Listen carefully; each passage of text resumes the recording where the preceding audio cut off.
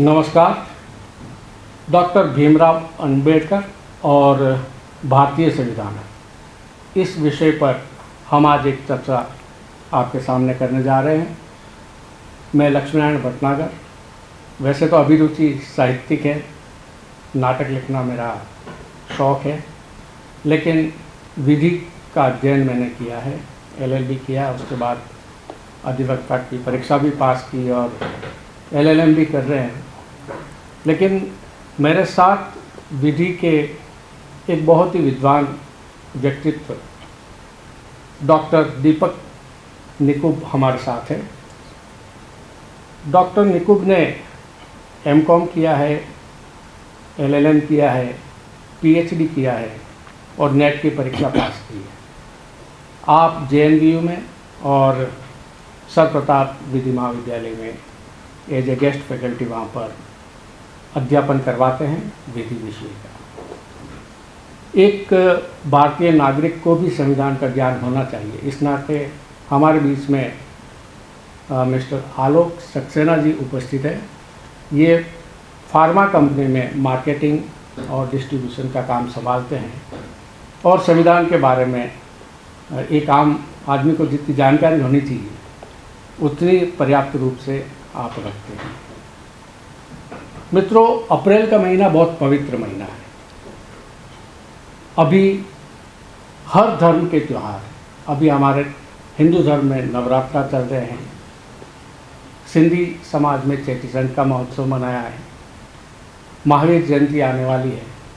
यूँ करके अप्रैल का महीना अपनी पवित्रता के लिए जहाँ माना जाता है, अगर हम विधि की बात करें तो इसमें दो तिथियाँ, दो तारीख ऐसी है जो बहुत महत्वपूर्ण है। एक 14 अप्रैल और दूसरी 24 अप्रैल।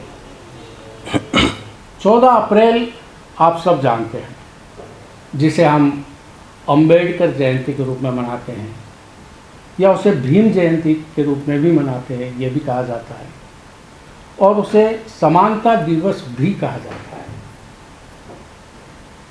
डॉक्टर बाबा साहब आम्बेडकर, जिनका पूरा नाम डॉक्टर भीमराव रामजी आम्बेडकर था, 14 अप्रैल 1891 को आपका जन्म हुआ था और 6 दिसंबर 1956 का आपका देहावसान हुआ था।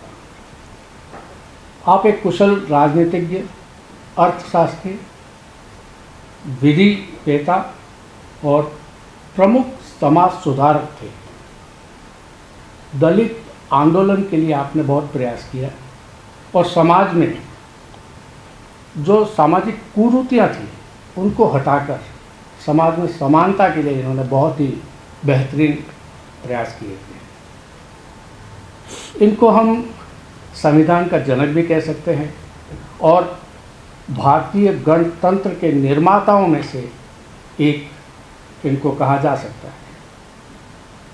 स्वतंत्र भारत के पहले विधि एवं न्याय मंत्री आप रहे हैं और वो समय था 15 अगस्त 1947 से सितंबर 1951 तक का। उसके बाद ये राज्यसभा के सदस्य चुने गए और वहाँ भी 3 अप्रैल 52 से अपने अंतिम समय तक, यानी 6 दिसंबर 1956 तक राज्यसभा के सदस्य रहे। डॉक्टर अंबेडकर को 1990 में मरणोपरांत भारत रत्न से विभूषित किया गया। ये बहुत ही गौरव की बात है कि एक ऐसे व्यक्तित्व को, जिसने भारत में समानता का एक नया पाठ पढ़ाया और बहुत ही भरपूर कोशिश की और संविधान के अंदर बहुत सारे उपबंध इसके बारे में उन्होंने सम्मिलित किए। ये बात ठीक है कि दलित उत्थान और सामाजिक समानता के लिए वो लगातार समर्पित रहे।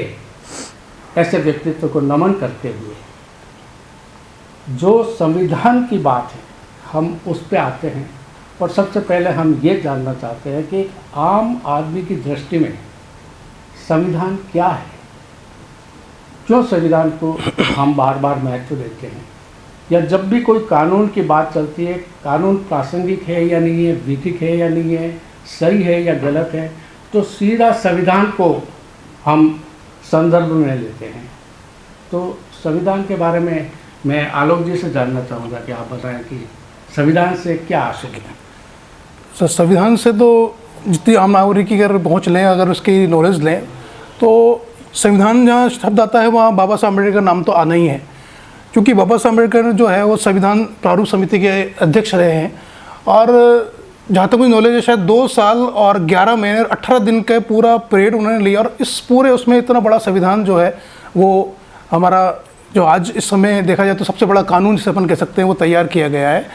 और उसमें सबसे बड़ी बात यह है कि उन्होंने जो ये सब चीज़ें तैयार करी, तो कितने देशों के संविधानों को पढ़ा, समझा, उनमें से जो चीज़ भारतीय नागरिकता के लिए, भारतीय मूलाधिकार के लिए ज़रूरी थी, वो सब उन्होंने उसके अंदर जो है उसको देखा जाए तो एक जड़ने वाली बात आ गई कि उसमें जड़ते रहे। तो बाबा साहब अम्बेडकर को मैं कहूँगा बहुत बहुत नमन है, और जिस तरह से उन्होंने संविधान तैयार किया। और जहाँ तक मुझे नॉलेज है, संविधान में 22 अध्याय होते हैं, 12 सूचियाँ हैं और 395 अनुच्छेद जो हैं संविधान में होते हैं। अब ज़्यादा डीप की नॉलेज तो फ़िलहाल नहीं होती है, लेकिन जैसे मैं जस्ट मालूम करना चाहूँगा, सामाजिक संस्था से मैं जुड़ा हुआ हूँ, और सामाजिक संस्था के जो भी व्यक्ति है उसको ज़रूरी है कि उसको कानून की संविधान की नॉलेज होनी चाहिए। उसी को नहीं, जो भी नागरिक है इस समय भारत का जो भी नागरिक है उसको संविधान की उसकी नॉलेज या एक बेसिक नॉलेज होनी चाहिए। तो एक आम आदमी की दृष्टि से मैं आपसे पूछना चाहूँगा कि एक आम जैसे नागरिक है, आम दृष्टि से कि संविधान जो है वो क्या है, किस तरह से है? हाँ, बिल्कुल ठीक है, लेकिन आपको जितनी नॉलेज है वो प्रशंसनीय है कि वास्तव में, हालांकि जब संविधान बना था तब इतने जो अनुसूचियां हैं वो नहीं थी, कम थी, फिर बाद में बढ़ोतरी हुई, संविधान आगे बढ़ता गया, लेकिन फिर भी आपने बहुत ही अच्छी बातें इसके बारे में बता दी। विधिक दृष्टि से निकुंज जी आप बताएं कि संविधान से हमारा क्या आशय है, जो न केवल हमारी इस चर्चा का माध्यम से हम विधि के प्रति जिज्ञासा रखने वाले विद्यार्थियों और जिज्ञासुओं के लिए भी लाभकारी हो, ये हम बताएं। क्योंकि मेरा ये अनुभव रहा है कि सबसे दूर जो भागा जाता है वो संविधान को पढ़ने से दूरी बना कर रखते हैं। ये धारा 144 CRPC पढ़ लेंगे, वो पढ़ लेंगे, लेकिन संविधान को पूरा पढ़ना से हर कोई पता नहीं क्यों दूर है। लेकिन ये इतना रोचक है, आप यकीन मानिए कि हमारे भारत का संविधान किसी गीता से कम नहीं है। इतना इसमें मर्म है और इतनी भाव है कि नागरिकों के लिए भी इसमें उपबंध है, सत्ता के लिए भी उपबंध किए गए हैं, और इतना अच्छे तरीके से समावेश किया गया है कि भारतीय संविधान का मुकाबला अन्य देशों के संविधान से किया जाए तो ये सबसे श्रेष्ठ, सबसे विस्तृत और लिखित संविधान, सबसे बड़ा लिखित संविधान है। तो आप बताइए इस संविधान के बारे में विधिक दृष्टि क्या कहती है? विधिक रूप से कहूँ तो कानूनों का कानून हमारा संविधान कहलाता है। कहने का अर्थ ये है कि किसी भी कानून को अगर भारतीय परिप्रेक्ष्य में संसद द्वारा निर्मित किया जाएगा, चाहे वो विधान परिषद द्वारा निर्मित किया जाएगा, तो संविधान की ऑथेंटिसिटी के बिना उस कानून को निर्मित किया जाना ही संभव नहीं है। तो हम कह सकते हैं कि कहीं ना कहीं रूल ऑफ लॉ को अगर इंडिया में एंश्योर करने का कोई काम करेगा तो वो आपका भारत का संविधान है, विधि का शासन। उसके अलावा जो अभी सर ने जो बात बताई कि अप्रैल हमारा पवित्र महीना है, तो अप्रैल की जब आप बात करोगे तो अप्रैल में 2 तिथियां और महत्वपूर्ण है। जब हम संविधान की बात करते 24 अप्रैल 1973 जब केशवानंद भारती का फैसला आया, केशवानंद भारती के फैसले से कहीं ना कहीं संविधान को बचाने का काम किया गया। आप देखोगे 1951 से लेकर 1973 तक का जो कार्यकाल था, या जो टेन्योर था, या जो टाइम पीरियड था, उसमें कहीं ना कहीं संविधान को आप कह सकते हो ऐसी विकट परिस्थितियों से गुजरना पड़ा, जो विकट परिस्थितियाँ कहीं ना कहीं संविधान को नष्ट करने की कगार पे थी। लेकिन 1973 में सुप्रीम कोर्ट का मैंडेट आया और सुप्रीम कोर्ट ने इस चीज़ को एंश्योर किया कि संविधान में एक बेसिक स्ट्रक्चर नाम की चीज़ होगी। उसका तात्पर्य यह है कि ना तो सरकार को उसके बियॉन्ड जाने की परमिशन है, ना ही सुप्रीम कोर्ट खुद उसके बियॉन्ड जाएगा। तो कहने का अर्थ है कि संविधान को बचाने का काम 24 अप्रैल 1973 को किया गया। वैसे ही अगर मैं बात करूं 1993 की, और संयोग देखिए 24 अप्रैल का ही दिन था। 24 अप्रैल 1993 को पंचायती राज अधिनियम कहीं ना कहीं संविधान में 73वां संशोधन करके उसको संविधान में इंसर्ट किया गया। तो आप देखिए कि जो महात्मा गांधी की सोच थी कि संविधान को पंचायतों से शुरू करके ऊपर तक ले जाया जाए, वो 24 अप्रैल के दिन, अप्रैल के ही महीने में, और उसी तारीख को कहीं ना कहीं उस चीज़ को भी इम्प्लीमेंट किया गया। और जैसे कि हम बात करें संविधान की, तो हमारा संविधान नम्य भी है और कठोर भी है। अगर आप बात करो कि अमेरिकी संविधान की, तो अमेरिकी संविधान अत्यधिक कठोर संविधानों में से एक है, जिसको कहीं ना कहीं संशोधित किया जाना अमेरिकी गवर्नमेंट के लिए भी दांतों चने चबाने जैसा मामला है। वैसे ही जब आप बात करोगे ब्रिटेन के संविधान की, तो ब्रिटेन के संविधान की, चूंकि वो एक मौखिक संविधान है, तो ब्रिटेन के संविधान को संशोधित किया जाना ज़्यादा ईजी मान लिया जाता है। तो कहने का अर्थ है कोई भी संविधान जो कहीं ना कहीं अत्यधिक कठोर है या अत्यधिक नम्य है, तो वो कहीं ना कहीं अपनी मूल भावना के विपरीत काम करेगा। लेकिन जब भी हम बात करेंगे इंडियन संविधान की, भारतीय संविधान की, तो हमारे संविधान में अमेरिका की कठोरता और आपकी ब्रिटेन की नम्यता, दोनों का कहीं ना कहीं मिश्रण किया गया है, समावेश किया गया। ठीक है। और अभी मैंने बात की केशवानंद भारती की केस की, तो केशवानंद भारती की केस की जब भी आप बात करोगे, तो बेसिक स्ट्रक्चर की जो थ्योरी है वो सुप्रीम कोर्ट ने कहीं ना कहीं इंट्रोड्यूस की, और बेसिक स्ट्रक्चर की थ्योरी में इस चीज़ को एंश्योर किया गया कि संविधान को तो बचाना ही है, लेकिन संविधान की संवैधानिकता को कहीं ना कहीं बचाया जाए। दरअसल जो संविधान शब्द है, इसको हम एक जीवंत दस्तावेज की तरह मान सकते हैं। जी जी। और वो दस्तावेज ऐसा दस्तावेज है कि जिससे चाहे सरकार हो, शासन हो, चाहे नागरिक हो, चाहे कार्यपालिका हो, सभी उसी दस्तावेज से अपनी शक्तियां प्राप्त करते हैं, और उसी दस्तावेज से उनकी परिसीमाएं भी निर्धारित होती हैं। अर्थात कि वो जो कुछ कर सकते हैं उसकी शक्ति संविधान देता है, और जो कुछ करने से रुकना है उन्हें, तो जो परिसीमा उन पर बंदिश लगाई जाती है वो भी संविधान के अंदर ही होती है। अभी आपने महात्मा गांधी की बात की, तो महात्मा गांधी का बहुत ही प्रभाव रहा है इस संविधान में, और हमें इसकी झलक देखने को मिलती है। तो मैं जो अप्रैल महीने की विधिक तिथियों की बात कर रहा था, तो आपने 24 अप्रैल की भी बात कर दी, और दोनों ही अधिनियम, एक संविधान संशोधन अधिनियम 73वां जो बताया आपने, वो तो पूर्णतया गांधी जी की ही छाप थी, और इसीलिए लागू किया गया था। और सामाजिक न्याय को लागू करने के लिए ये अधिनियम लाया गया था, पंचायती राज का। और उसके बारे में हम फिर कभी बात करेंगे, क्योंकि अभी हम संविधान पर बात कर रहे हैं, और बात केशवानंद भारती की है, तो वहाँ भी हम पहुँचेंगे। मैंने एक चीज़ नोट की है कि हमारा संविधान को लेकर दो बातें चलती है कि ये संघात्मक है या एकात्मक, यानी यूनिटरी है या फेडरल है। तो सारा अध्ययन करने के बाद में हम इस निष्कर्ष पर विधिवेताओं ने ये राय की कि भारतीय संविधान अपवादित परिस्थितियों को छोड़कर संघात्मक, और ये भी क्या कहा गया कि अपवाद नियम नहीं होते, इसलिए उन पर ज़्यादा ध्यान देना नहीं चाहिए।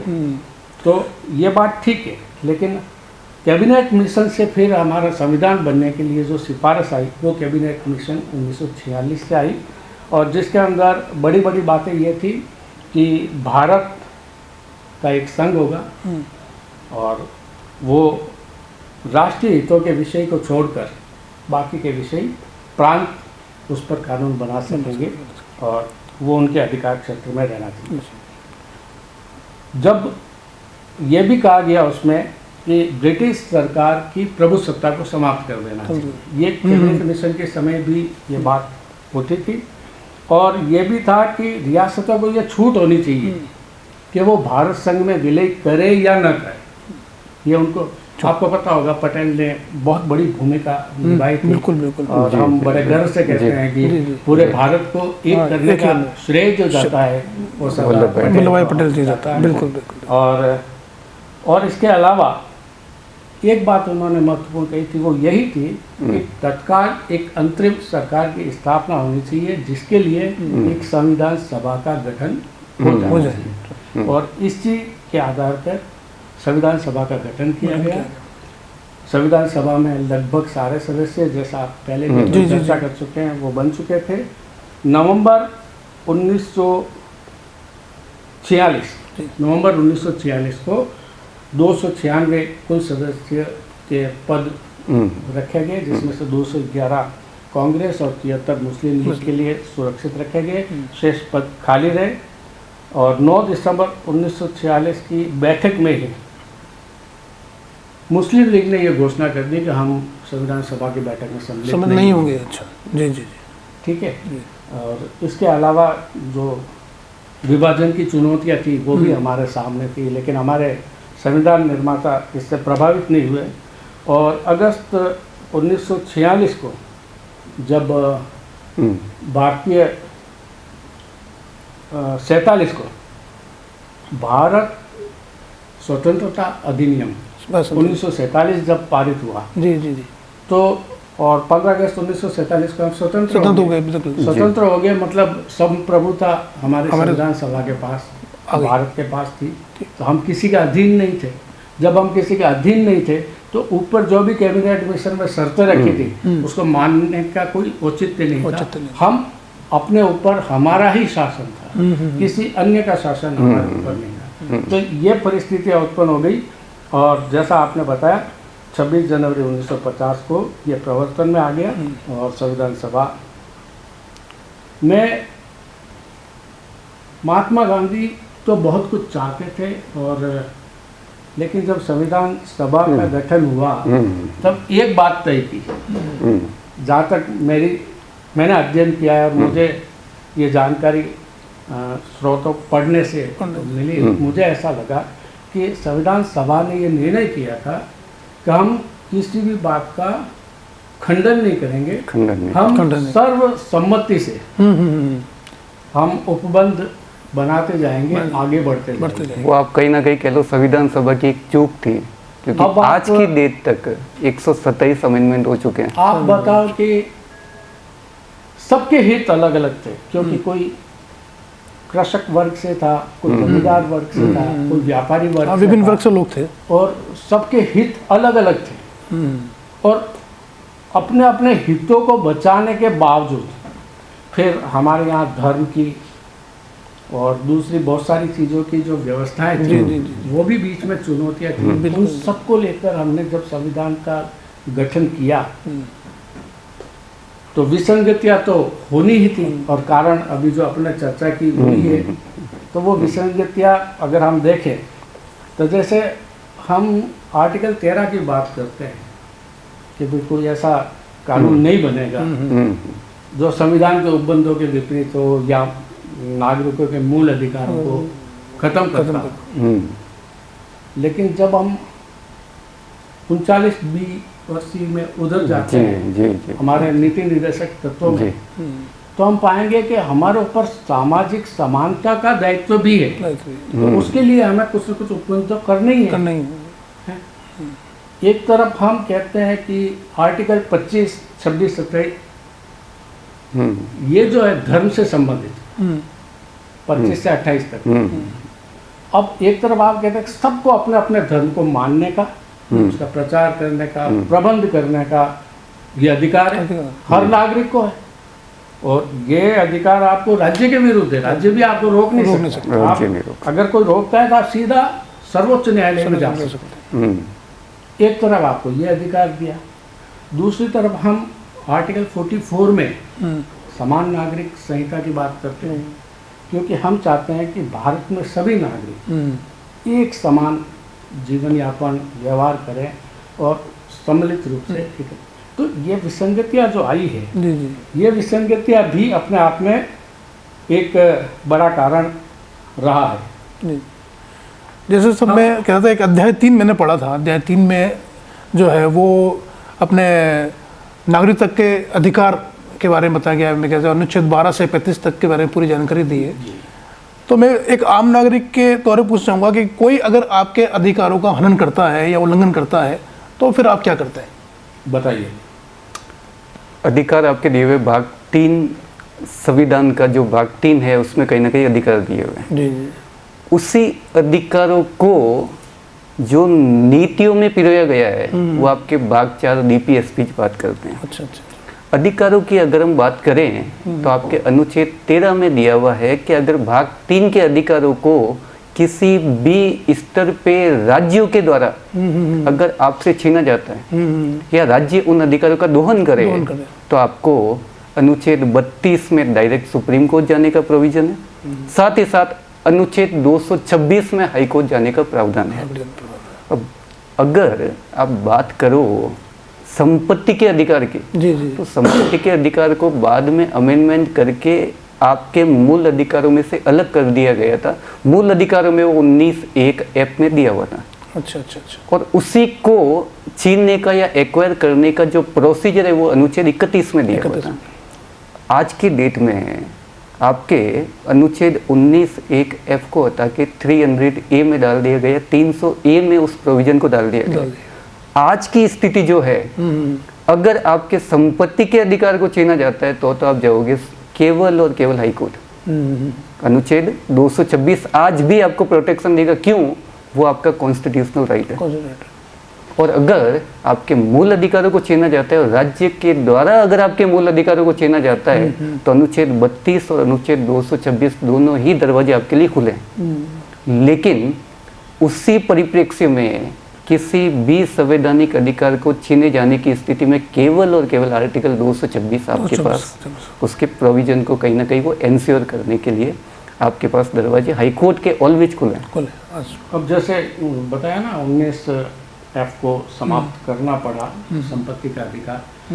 इसका तात्पर्य ये था कि संपत्ति, व्यक्तिगत संपत्ति अगर सारी है, जैसे आपके पास में कोई जमीन है, इतने बीघा जमीन है, वो सब आप लेके बैठे हैं, इतने बीघा आप लेके बैठे हैं, इतनी मेरे पास है। जी जी। लेकिन जो शहरीकरण या ग्रामीण क्षेत्र में भी विकास होता है तो आपको रेल के लिए पटरियाँ बिछानी होती है, सड़क के लिए बनानी होती है, रोडवेज वगैरह बसों के लिए, तो उसके लिए आपको ज़मीन की ज़रूरत होती है। किसको? सरकार को। वो आपके हित के लिए ही है। तो सामाजिक न्याय की जो अवधारणा है यहाँ पर, उसके हिसाब से आपके इस अधिकार को संप्रहित करके फिर आपको इसको सांविधिक अधिकार, जो आपका नैसर्गिक मूल अधिकार था, उसकी जगह आपको इसका संविधान में प्रदत्त सांविधिक अधिकार 300A में दिया गया। इसका मतलब ये हुआ, यहाँ पर मैं ये कहना चाहूँगा कि आप संविधान में संशोधन कर सकते हैं। और संशोधन की व्यवस्था संविधान निर्माताओं ने आर्टिकल 368 में पहले ही कर दी। आर्टिकल 368 ठीक है। अब 368 के बारे में संक्षिप्त में हम जानना चाहें तो क्या 368 के द्वारा अभी जो बात चल रही है, मैं किसी राजनीतिक आने में वही मैं कहना जी जी एक आम नागरिक के से ही मैं पूछना चाहूँगा आपसे कि कोई भी राजनीतिक दल, रूलिंग पार्टी जो है वो क्या संविधान, जो संविधान सबसे ऊपर है और संविधान से बड़ा कानून कोई विश्व में, भारत में कोई है नहीं, तो क्या कोई रूलिंग पार्टी इस समय कोई इसी तरह का संविधान में संशोधन या संविधान को चेंज करने का आजकल मुद्दा उठ रहा है, तो क्या ऐसा हो सकता है, ऐसा पॉसिबल है? पहला तो ये चीज़ सबको स्पष्ट होनी चाहिए कि हमने कहा कि संविधान में संशोधन की आवश्यकता है, क्योंकि हमारा संविधान अनम्य नहीं है, नम्य है, रिजिड नहीं है, फ्लेक्सिबल है। और जब भी समाज की आवश्यकता है तो उसके अनुसार उसमें संशोधन होना चाहिए। ये बात बेमानी है कि कोई राजनीतिक दल के चाहने भर से कोई संशोधन हो सकता है, ये संभव नहीं है। लेकिन इसके लिए 368 को अगर आप समझेंगे तो बिल्कुल सामान्य भाषा में कहूँ तो 368 के 2 उपबंध है। पहला ये कहता है कि संसद को संविधान में संशोधन करने की शक्ति है। मतलब संसद चाहे तो संविधान में संशोधन कर सकते कर सकती है। ठीक है। और जो इसका दूसरा भाग है वो संशोधन की प्रक्रिया से संबंधित। प्रक्रिया अब प्रक्रिया है वो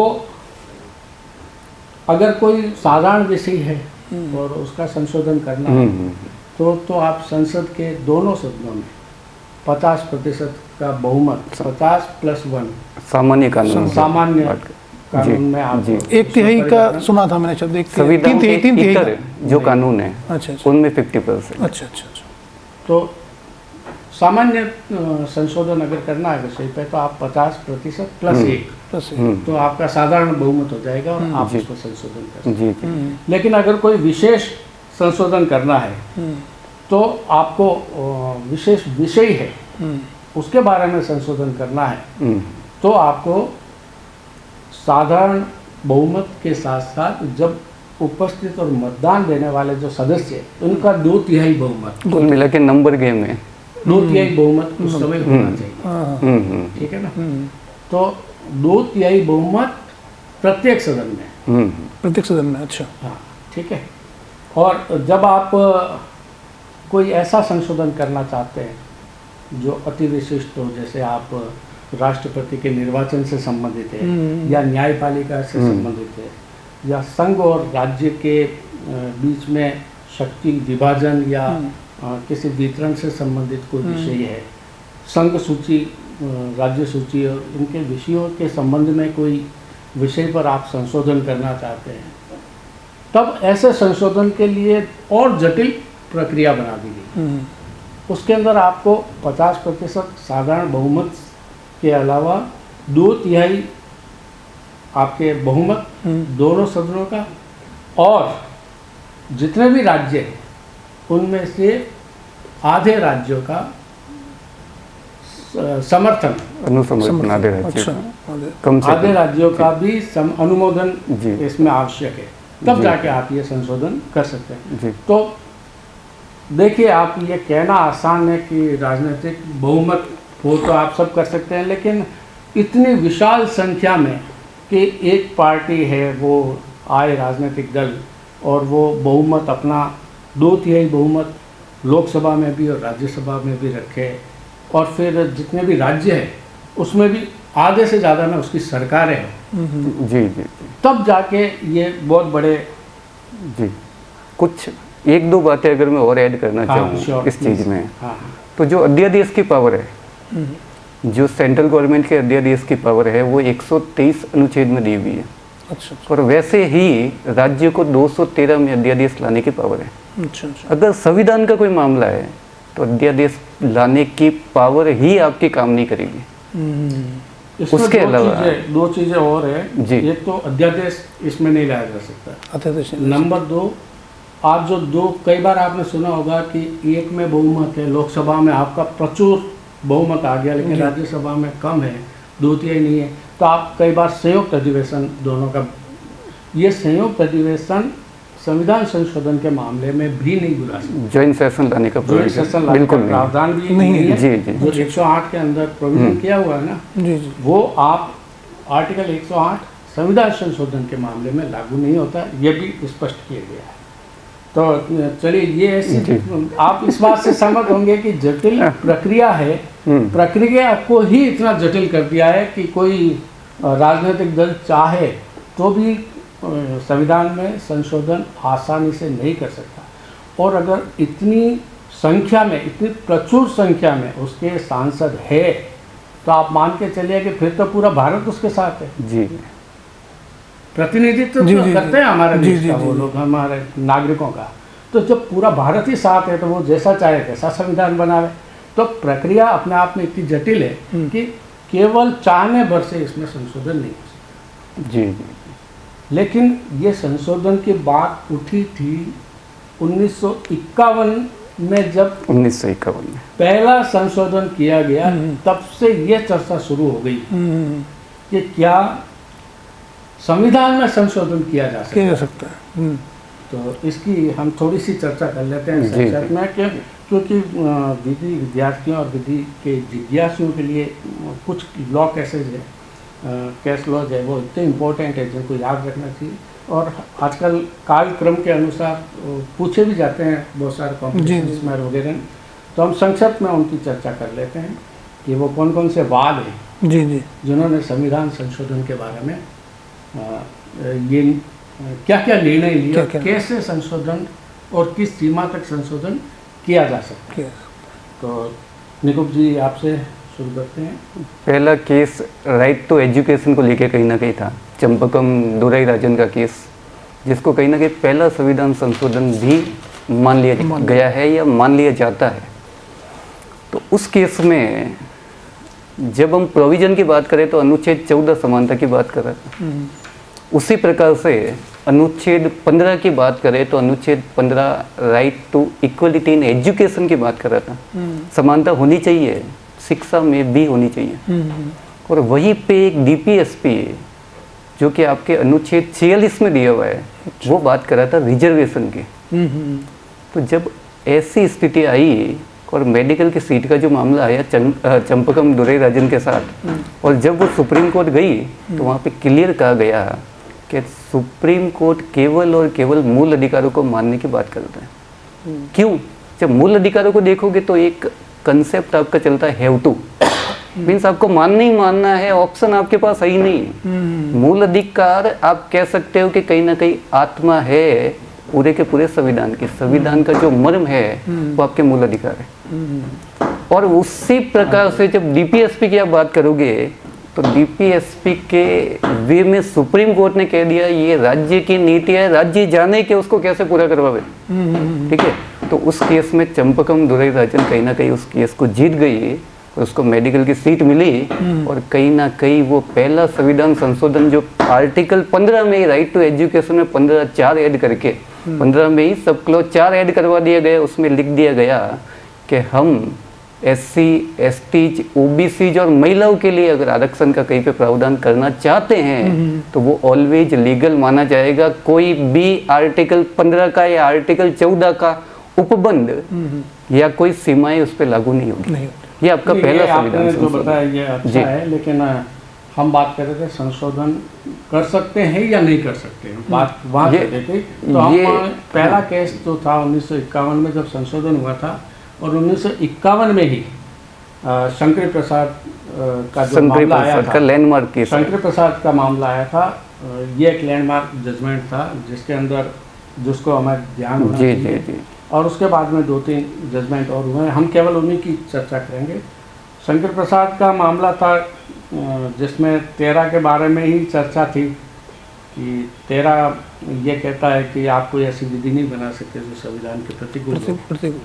लेकिन अब आप जानते हैं कि जैसा कि अपन ने आगे भी देखा है कि आज भी अगर बात करते हैं प्रक्रिया की, तो नेहरू जी का उस समय शासन था 1951 में, वो प्रधानमंत्री थे, लोकसभा में प्रचुर बहुमत था और राज्य में भी अधिकांश उनकी ही सरकार थी।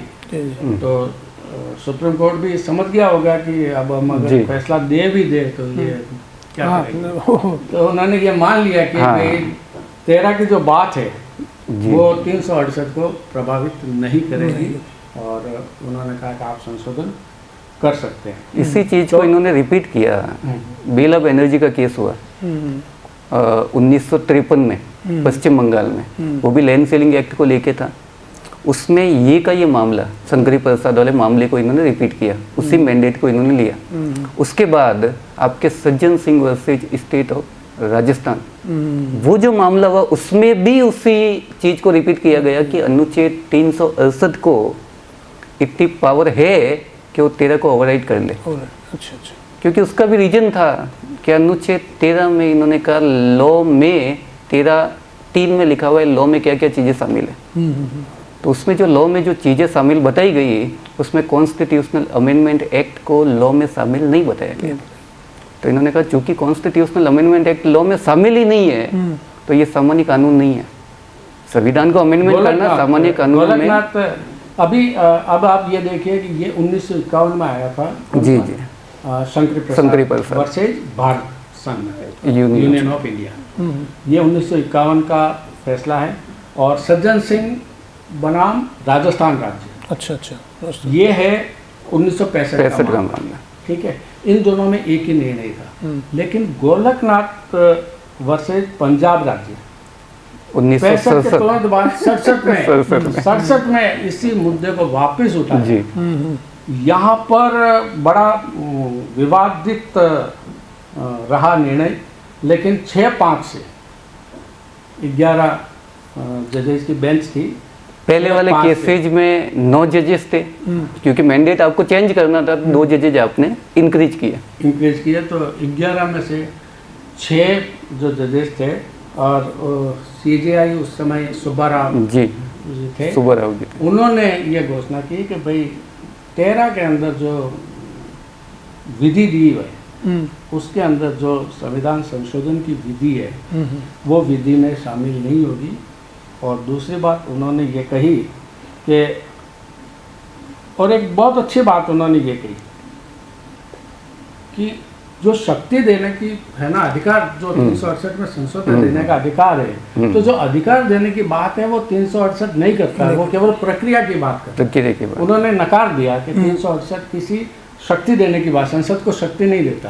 संसद को शक्ति मिलती है 245 से, आर्टिकल 245 से, जो क्षेत्रीय सिद्धांत से संबंधित है भारतवर्ष में और बाकी राज्य अपने प्रांत में। तो 245, 246 जो सूचियों से संबंधित विषय है उस पर जो नियम कानून बना सकते हैं, 246 और 248 जो अवशिष्ट विधियाँ है। तो 245, 246, 248 आर्टिकल है, उसके अंदर जो शक्तियाँ हैं कानून बनाने की, विधि बनाने की, ये 368 में नहीं है, ये सुब्बाराव ने कह दिया। तो मूल अधिकार नैसर्गिक अधिकार है, नैसर्गिक अधिकार। तो वैसे भी इसको संसद की शक्ति से परे रखना आवश्यक है।